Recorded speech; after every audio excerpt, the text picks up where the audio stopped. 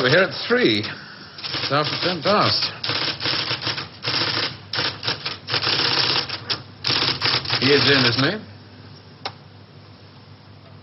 One of the big boys wants to see. He always pulls the same trick. Sends for you at 3 and sees you at 3:15.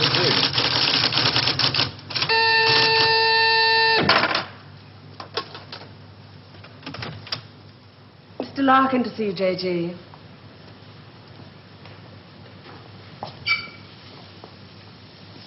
I'm sorry for the captain. Sit down, Mr. Larkin. Thank you. Do you smoke these things? King of Kings, size. Yes. Very surprised we got you to come here, Mr. Larkin. Well, I couldn't see what the CWNS would want with me.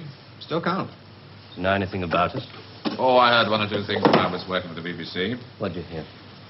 CWNS set up midway between the government and the TV companies.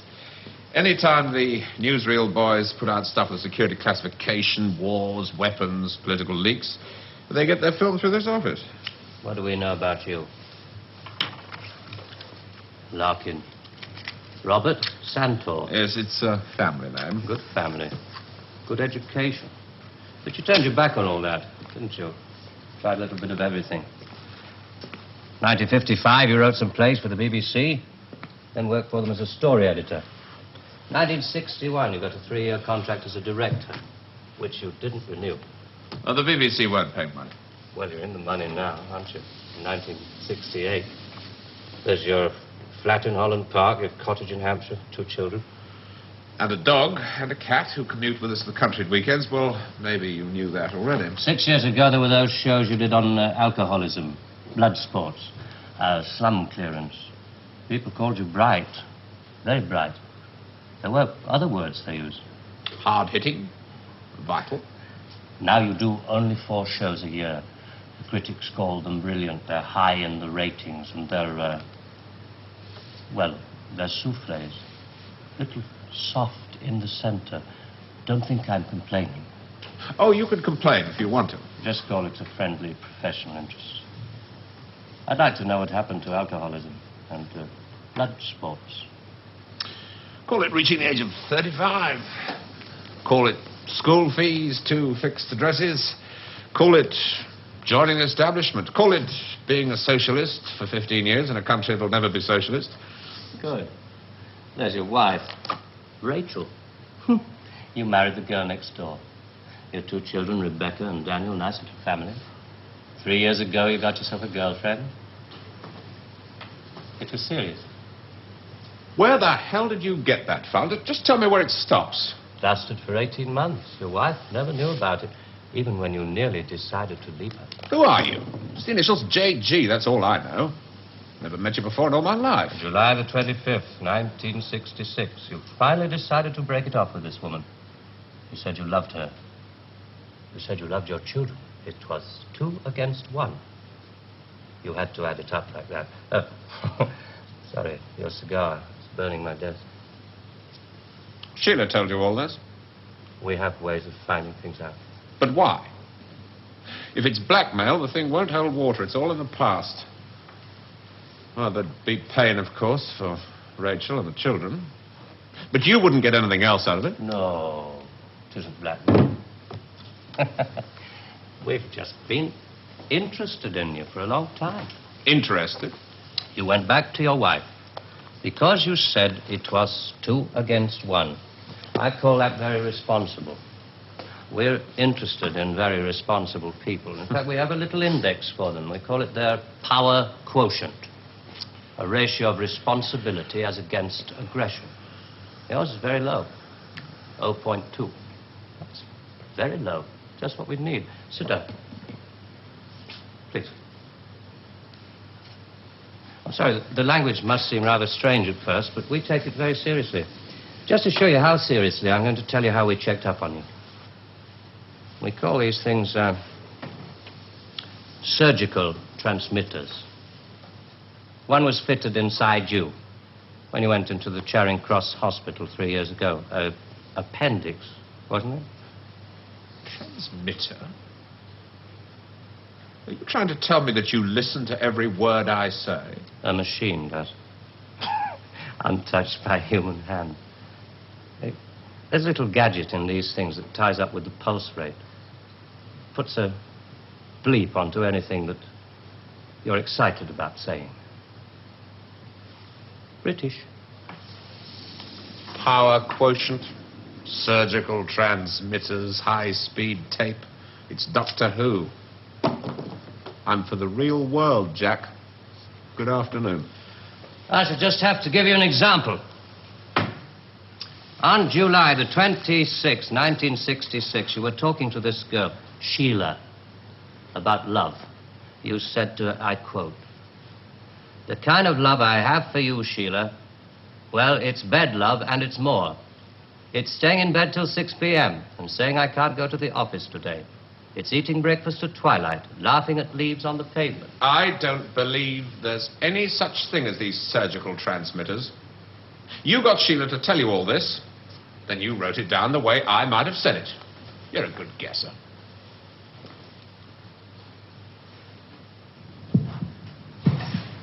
Can you hear your heart beating?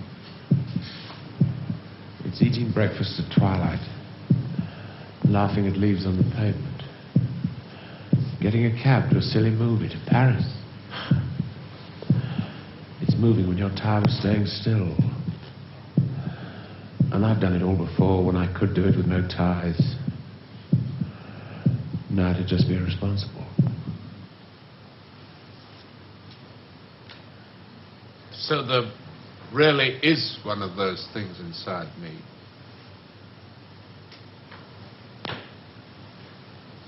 What do you want? We want people with low power quotients. We want them to work for us. Nothing more sinister than that.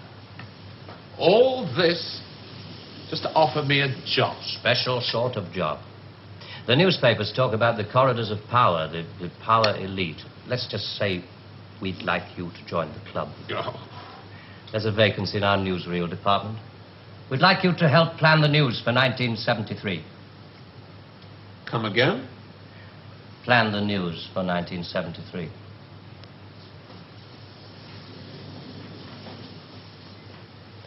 What are you doing? I just want to make sure the sunlight's real.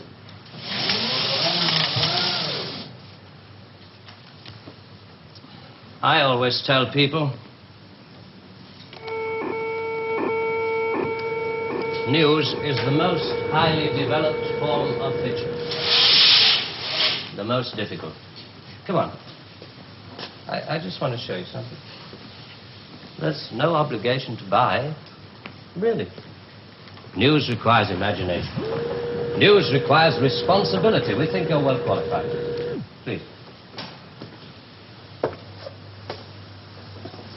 Double A security, sprinkler systems and other services do not operate beyond this point.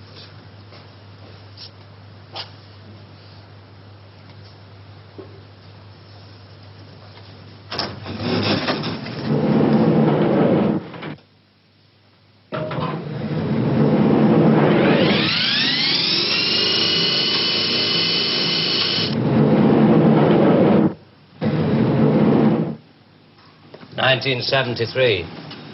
We've only roughed out the news for 1973.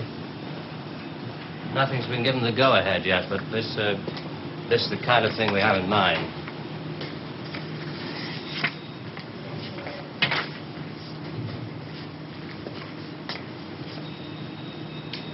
Come.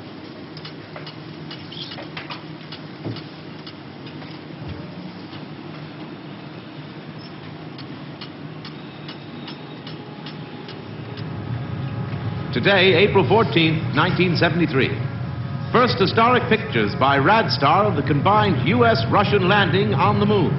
Shown here are Majors Webb and Mikhailovich taking their first steps into the unknown, firing their retro rockets to land their spacecraft on the dust-covered surface.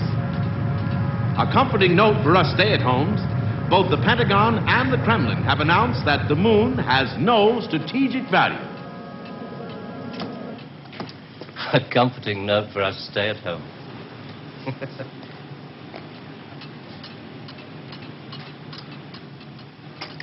I can't show you any film on this next model. We haven't photographed it yet. But this is the way it will sound. June the 22nd, 1973. The State Department releases film of the ultimate weapon, codenamed Icarus. This satellite is equipped with a solid reactor. In layman's terms, it can freeze air solid, stopping all missiles, killing all forms of life. Icarus orbits at the same speed as the Earth, can hang in position over every major city that threatens the peace-loving nations. Rather proud of this one. Come on.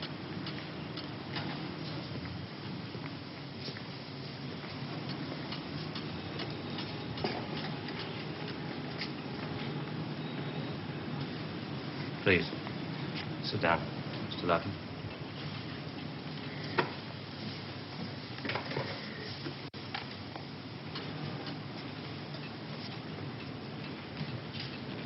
September the 5th, 1973.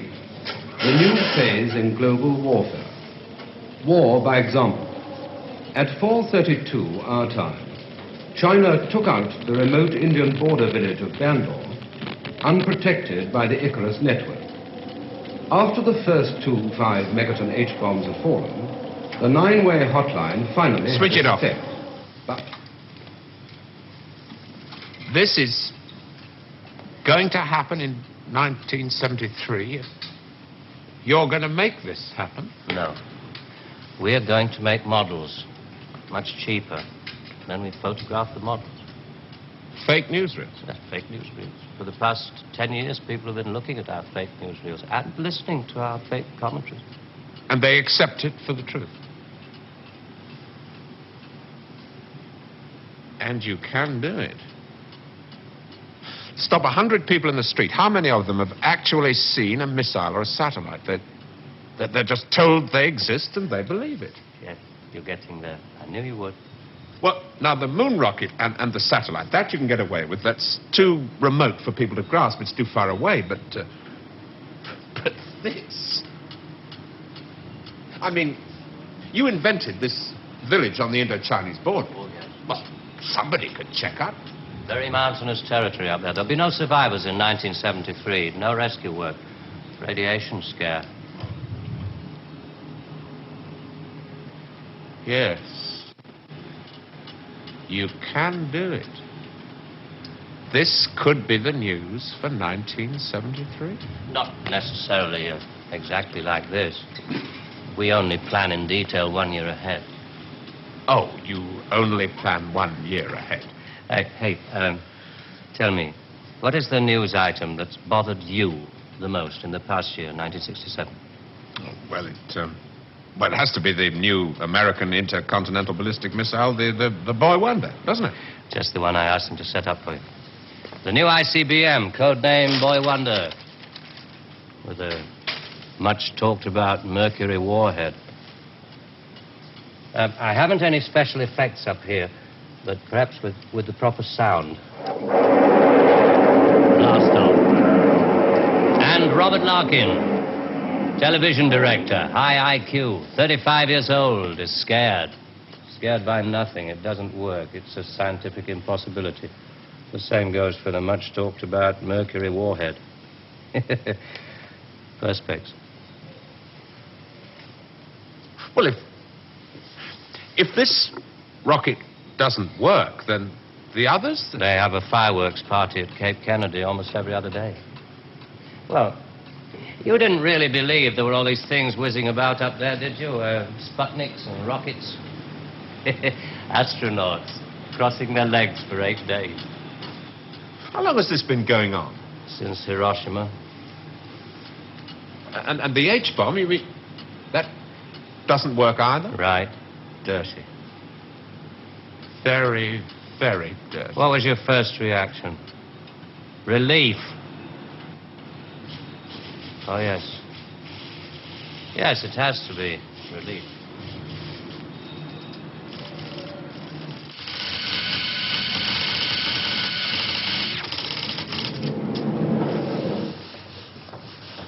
Only 12 people are allowed beyond this point.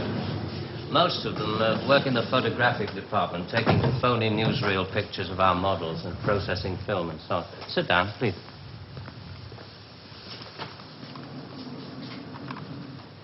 Ah, pretty pictures from our stills department. The boy wonder. Do you really think that missiles and satellites are mile out of country? No, not at all. I've only shown you the hard news. There are other things, much softer things we thought might interest you. Well? 1973, we thought it might be time for an anti-teenage movement. A long-awaited return to maturity. Sherry. Perhaps even a religious revival. Oh, I see. You want me to arrange the grand opening of Ruislip Cathedral. 1st of October, 1973. Mark the date down in my 10-year diary. We are very serious about you. There are things about you we like very much. Qualities you have to offer. Qualities that we perhaps don't possess at the moment. That's great. Our file on you.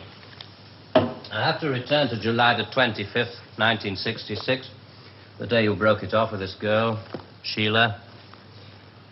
You really did reveal rather a lot of yourself that day. But, of course, if you really mind... Help yourself. You said to her, it won't work, Sheila, and she said something, and then you said...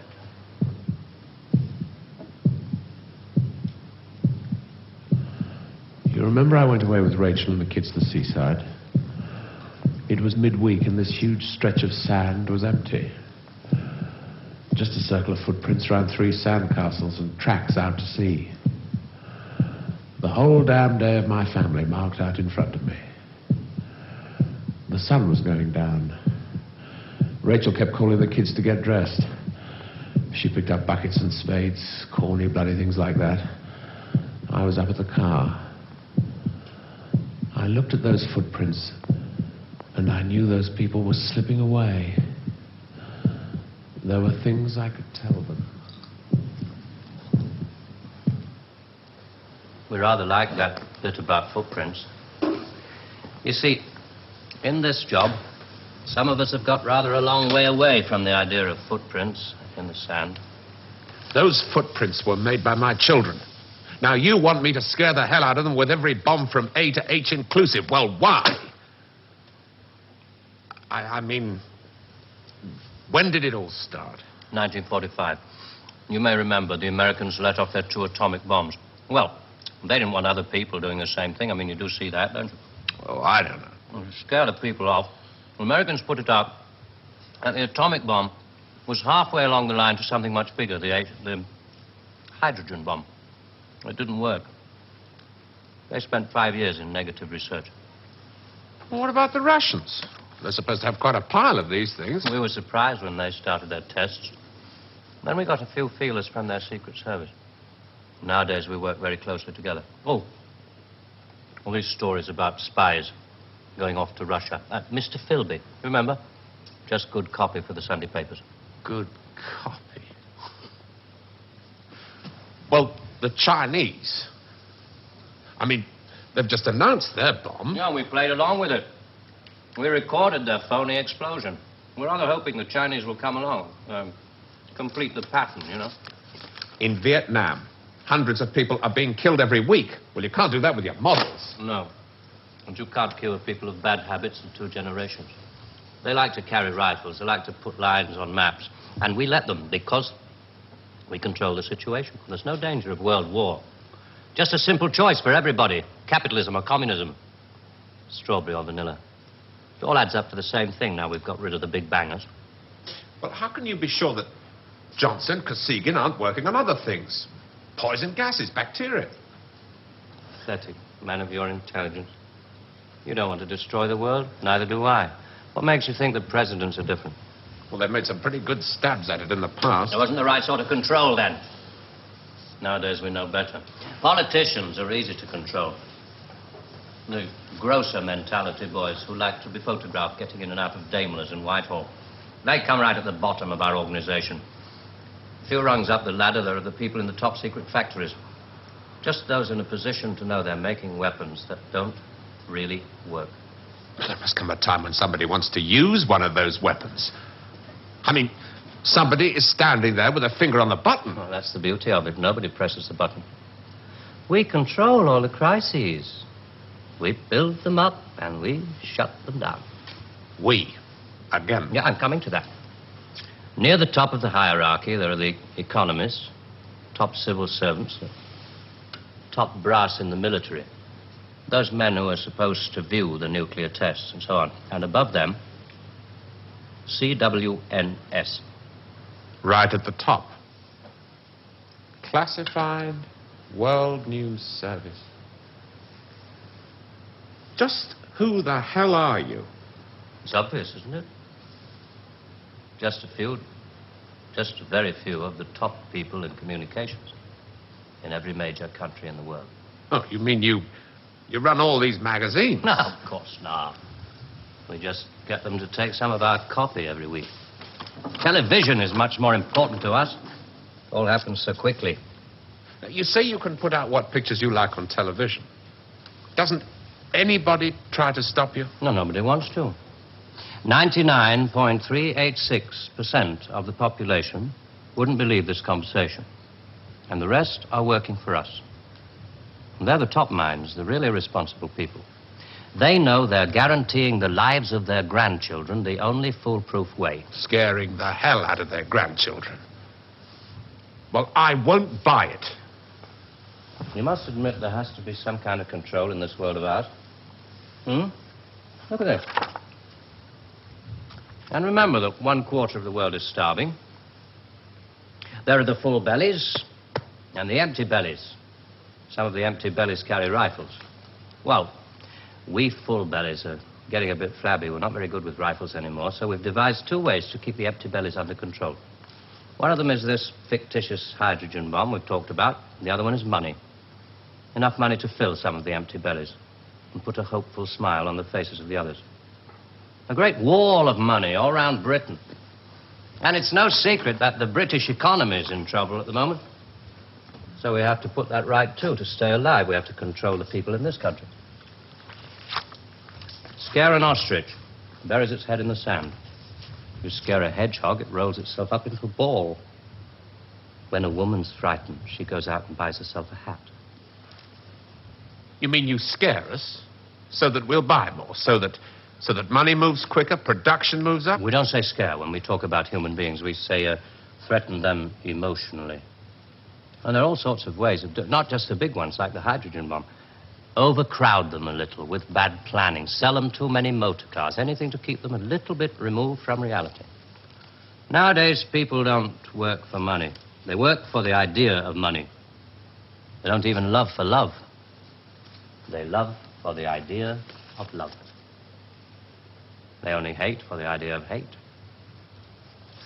It took us 5 years to find a non-addictive drug, one we could pay off against the hard drugs. LSD. You marketed that? Oh, yes, of course. And for a very good reason. Some of these protest movements were getting a little bit too close to the mark. LSD gave them nice little hallucinations. Made them talk like 3-year-olds. Throw flowers at policemen. Shall we talk terms? You're not still going to ask me to work for you? I'm afraid I've had to put all this rather bluntly. You see, there wasn't really very much time. It must be rather a shock. Well, I mean, most people realize that the world is controlled from about 6 big cities. But it must be rather shocking to learn that a 1/6 of the world is controlled from this building. You mean you? Oh, no. I only rate an office on the 7th floor. There are 2 other offices above this one. And a giant computer system. Link number 4 in world control. A computer? And what's so remarkable about that? It's just a machine that can store a vast amount of information. A machine that knows too bloody much. Now you're being hysterical about it. The computer's very simple. You feed data into it. Anything from the Wall Street closing prices to the North Atlantic weather reports. And you get decisions. That machine's taken you over. It's just a machine. Extra hands for the people who know how to control it. Well, This one above us, it's square in a box. Yeah, I suppose you could call it square in a sort of a box. Do you know why I go away at weekends? To get away from people in boxes. They live in boxes. They get their thoughts, their problems, and their answers out of boxes. And I like to get away at weekends because they're not people anymore. Now, you know all about me. My cottage in Hampshire. But did you know that there's a line of trees that goes right up past the house? And the noise they make is like the sea. Did you know that I find it difficult to sleep in the country? And I like to go and stand in the garden before dawn. And I feel good because I know that my wife and my children are asleep inside. And I like to go out and walk past the wet hedgerows until I can see pasture land and the smoke from the cottages in the village. This may be all very well for one of your grassroots programs, but I'm afraid time is running out. I ought to tell you, we pay a great deal of money. We can afford to. We save such a lot on things like the national defense budget, so on. We would start you off at £250,000 a year. Oh. Rising to £1 million when you make the Ministry of Morality, which I know you will. Will you let me out of here? One little point. I should have told you about these surgical transmitters.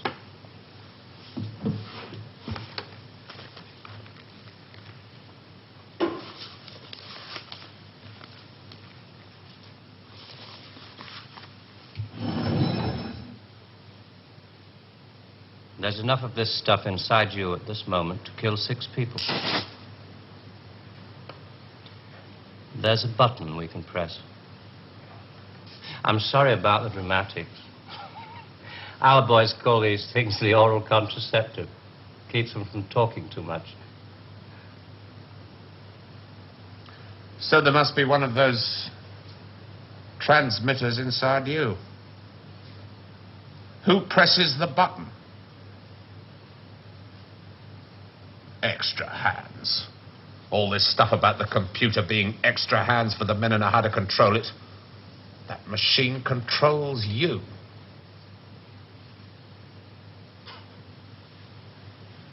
You start on Monday.